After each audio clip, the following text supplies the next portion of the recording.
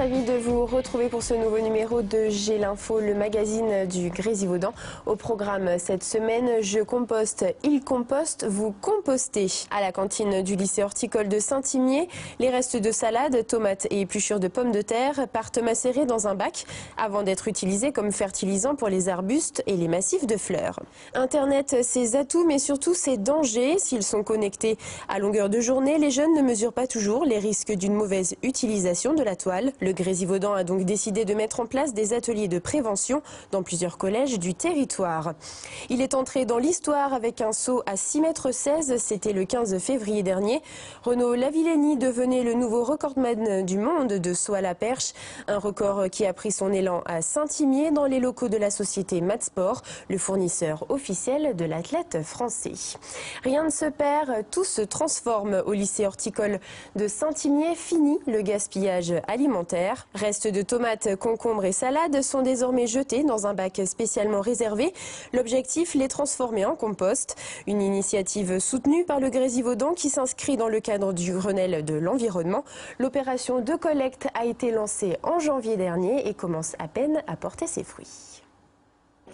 Fini le gaspille, ici on trie. À la cantine, épluchures de pommes de terre et de concombres, restes de salade, tomates et coquilles d'œufs partent macérer dans un bac spécialement réservé, avec un seul objectif, se transformer en compost. Aujourd'hui, c'est Gabriel et Zélie qui s'occupent de ramasser la poubelle de tri. Ils sont délégués éco-responsables et si pour certains c'est une corvée, pour eux c'est un vrai geste citoyen. On va récupérer les poubelles de compostage qui sont dans l'établissement, donc dans la cuisine. On les emmène ici, on vide, on nettoie s'il y a des pots de yaourt ou des déchets qui ne vont pas dedans. Et ensuite, on aère le compost, comme on dit, en rajoutant du broyat pour que ça puisse fermenter. C'est le début des choses pour nous, donc puis ça mobilise, ça apprend les choses. Après, ça peut peut-être, les gens peuvent le faire chez eux.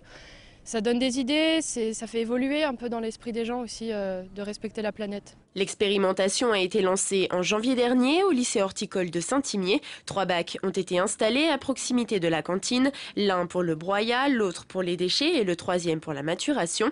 Une initiative soutenue par le Grésivaudan par le biais de formations au compostage et de visites d'établissements déjà équipés. Déjà, il y a une loi de 2010 qui oblige les gros consommateurs de déchets, organiques, tout ça, à effectuer un tri. Et ça, c'est en fonction du tonnage de l'établissement, des structures. Donc, on a décidé de s'y mettre assez rapidement. Et puis, on se doit de donner l'exemple en tant qu'établissement dépendant du ministère de l'Agriculture.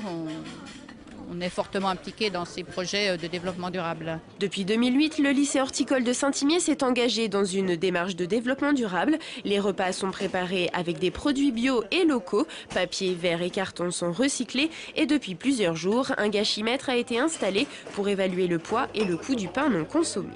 C'est des personnels qui récupèrent le pain pour la nourriture des animaux.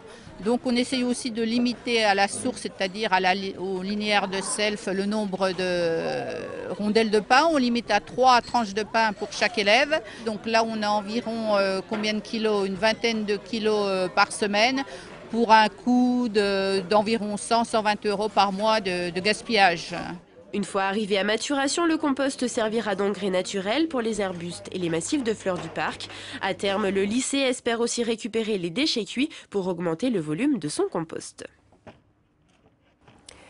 Une nouvelle formation de compostage en cantine devrait être organisée dans les jours prochains. Sont concernés les gestionnaires de restauration collective. L'inscription se fait auprès de Luc Bahurel du Grésivaudan, dont les coordonnées s'affichent au bas de votre écran. Mais du compost, il n'y a pas que les élèves du lycée horticole qui en ont besoin. Avec le retour des beaux jours et l'arrivée du printemps, vous êtes nombreux à sauter dans vos bottes et revêtir vos habits de jardinier en herbe pour remettre en état vos espaces verts. Depuis 2 ans, la communauté de communes met à disposition du compost gratuit et en libre service. 10 communes sont pour l'instant partenaires du projet, comme Froges, Les Adrets ou encore Goncelin. Et l'initiative remporte un franc succès, comme l'explique Luc Bahurel. C'est au printemps de mettre à disposition des administrés du compost pour pouvoir en mettre dans les jardins, dans les jardinières. On a fait une proposition aux communes du Grésivaudan, alors par exemple Froges. Donc ce qui était intéressant, c'est qu'on a fait une première livraison de 2 bennes Et puis même pas 15 jours après, on a refait la deuxième livraison, et heureusement parce qu'il n'y avait déjà plus rien. C'était comme sur la commune de Goncelin, un endroit assez fréquenté, donc les gens voyaient ce compost et se rendaient compte, avec les petites affiches qu'on a rajoutées pour informer la population, qui pouvait se servir. Le but, c'est de faire prendre conscience qu'on peut refertiliser les sols, et puis de se dire, tiens, du compost, on peut aussi peut-être le produire soi-même. Il reste encore à livrer les adrets et les champs rousses où ils attendent d'avoir un accès confortable pour pouvoir poser les bennes, d'autant que les jardins vont démarrer un petit peu plus tard aussi.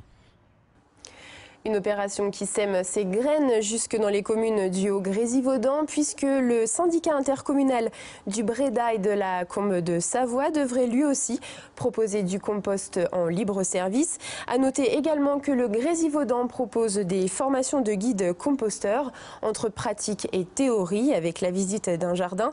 Les prochaines sessions auront lieu le lundi 14 avril et le mercredi 11 juin. Elles sont gratuites et ouvertes à tous. Toutes les informations sont sur le site dont l'adresse s'affiche au bas de votre écran.